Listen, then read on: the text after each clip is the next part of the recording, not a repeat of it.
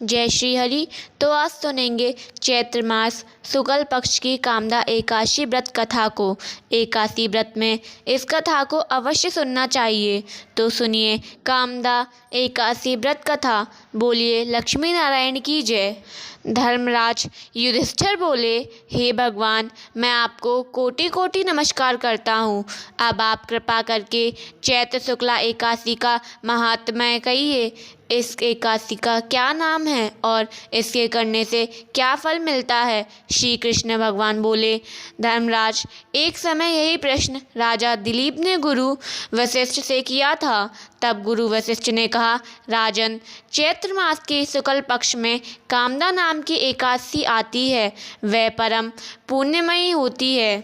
यह सभी पापों को जलाकर राख के समान नष्ट कर देती है। यह पुत्र पौत्र देने वाली होती है। इससे मनुष्य कुयोनि से छूट जाता है। अब मैं इसकी कथा कहता हूँ, ध्यानपूर्वक सुनिए। प्राचीन काल में रतनपुर नामक एक सुंदर नगर था। वहाँ पर अनेक ऐश्वर्यों से युक्त पुंडरीक नाम का एक नाग राज्य करता था। रत्नपुर नगर में अनेक अप्सराएं, किन्नर तथा गंधर्व भी निवास करते थे। उनमें ललिता नामक अप्सरा और ललित नामक गंधर्व भी रहते थे। वे दोनों पति पत्नी के रूप में रहते थे। उन दोनों में अत्यंत प्रेम था। अलग अलग हो जाने पर दोनों व्याकुल हो जाते थे। एक समय पुंडरीक राज्यसभा में बैठकर गंधर्वों द्वारा गायन वादन का आनंद ले रहे थे।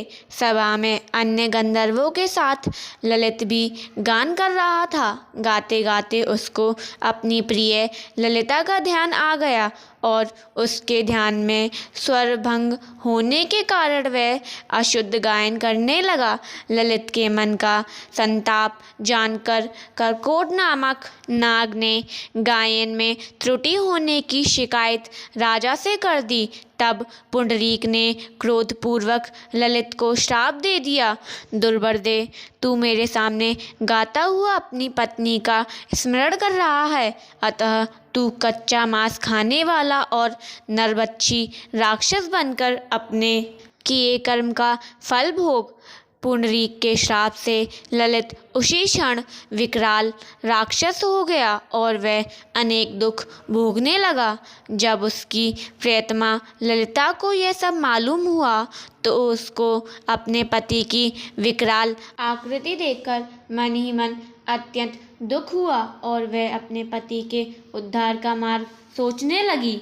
एक बार ललिता अपने पति के पीछे घूमती घूमती विंध्याचल पर्वत पर चली गई, जहाँ पर श्रृंगी ऋषि का आश्रम था। ललिता शीघ्र ही श्रृंगी ऋषि के आश्रम में गई और वहाँ जाकर विनीत भाव से प्रार्थना करने लगी, हे मुनिदेव, मैं बहुत दुखी हूँ, आप मेरी विपत्ति का निवारण कीजिए। उसे देखकर श्रृंगी ऋषि बोले, हे शुभगे, तुम कौन हो और यहाँ किस लिए आई हो। ललिता बोली, हे मुनि श्रेष्ठ, मेरा नाम ललिता है। मेरे स्वामी राजा पुंडरीक के श्राप से विशालकाय राक्षस हो गए हैं। उनके उद्धार का कोई उपाय बतलाइए। श्रृंगी ऋषि बोले, हे गंधर्व कन्या, अब चैत्र शुक्ला एकादशी आने वाली है, जिसका नाम कामदा एकादशी है। उसका व्रत करने से मनुष्य के सब कार्य सिद्ध होते हैं। यदि तू कामदा एकादशी का व्रत कर उसके पुण्य का फल अपने पति को अर्पित कर दे तो वह शीघ्र ही राक्षस योनि से मुक्त हो जाएगा। मुनि के ऐसे वचन सुनकर ललिता ने चैत्र शुक्ला एकादशी आने पर विधि पूर्वक उसका व्रत किया और द्वादशी को ब्राह्मणों के समीप अपने व्रत का फल अपने पति को देती हुई भगवान के समक्ष प्रार्थना करने लगी, हे प्रभु, मैंने जो ये व्रत किया है इसका फल मेरे पति देव को प्राप्त हो। उसके पुण्य से वह राक्षस योनि से मुक्त हो गया। एकादशी का फल देते ही उसका पति राक्षस योनि से मुक्त होकर अपने पुराने स्वरूप को प्राप्त हुआ। फिर अनेक सुंदर वस्त्राभूषणों से युक्त होकर वे दोनों विमान में बैठकर स्वर्गलोक को चले गए। वशिष्ठ मुनि कहने लगे, हे राजन, इस व्रत को विधि पूर्वक करने से समस्त पाप नष्ट हो जाते हैं तथा राक्षस जैसी योनि भी छूट जाती है। संसार में इसके बराबर कोई और दूसरा व्रत नहीं है। इसकी कथा व महात्म्य पढ़ने या सुनने से वाजपेय यज्ञ का फल प्राप्त होता है। फलाहार: इस दिन लुंगों का सागर लेना चाहिए। लुंगो अर्थात औगा का फल, दूध, दही, फल आदि ले सकते हैं। एकादशी व्रत में जो मनुष्य इस कथा का श्रवण करता है उसे सुख, समृद्धि और ऐश्वर्य की प्राप्ति होती है और अंत में मोक्ष पद को प्राप्त करता है। अब सुनेंगे एकादशी व्रत की आरती। ओम जय एकादशी, जय एकादशी, जय एकादशी माता। विष्णु पूजा व्रत को धारण कर शक्ति मुक्ति पाता। ओम जय एकादशी माता, तेरे नाम गिनाऊं देवी। भक्ति प्रदान करनी मैया, भक्ति प्रदान करनी। गुण गौरव की देवी माता, शास्त्रों में वर्णी। ओम जय एकादशी माता, मार्गशीर्ष के कृष्ण पक्ष में उत्पन्ना होती मैया, उत्पन्ना होती।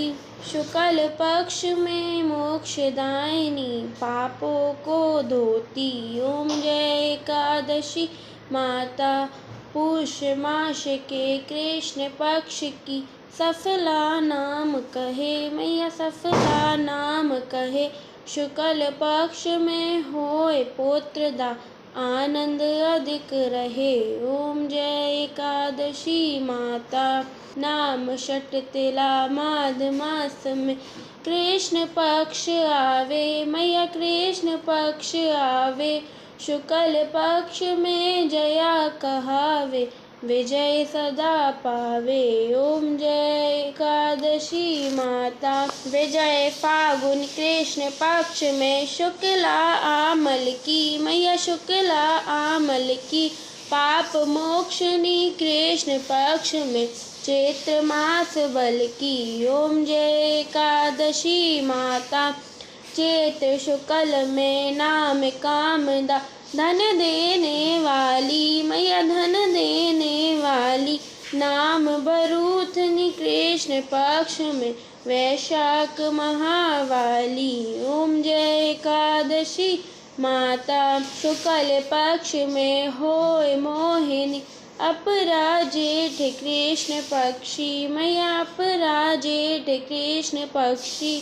नाम निर्जला सब सुख करनी, शुक्ल पक्ष रखी। ओम जय एकादशी माता, योगिनी नाम आषाढ़ में जानो, कृष्ण पक्ष वरनी मैया, कृष्ण पक्ष वरनी। देव शयनी नाम कहायो, शुक्ल पक्ष धरनी। ओम जय एकादशी माता, कामिक श्रवण मास में आवे, शुक्ल पक्ष कहिए मैया, शुक्ल पक्ष कहिए। श्रावण शुक्ल में होए पुत्रदा, आनंद से रहिए। ओम जय एकादशी माता, अजा भाद्रपद कृष्ण पक्ष की पर्वतनी शुक्ला मैया, पर्वतनी शुक्ला। इंद्रा आश्विन कृष्ण पक्ष में व्रत से भव सागर निकला। ओम जय एकादशी माता, पापा कुंशा है शुक्ल पक्ष में, पाप हरन हारी मैया, पाप हरन हारी।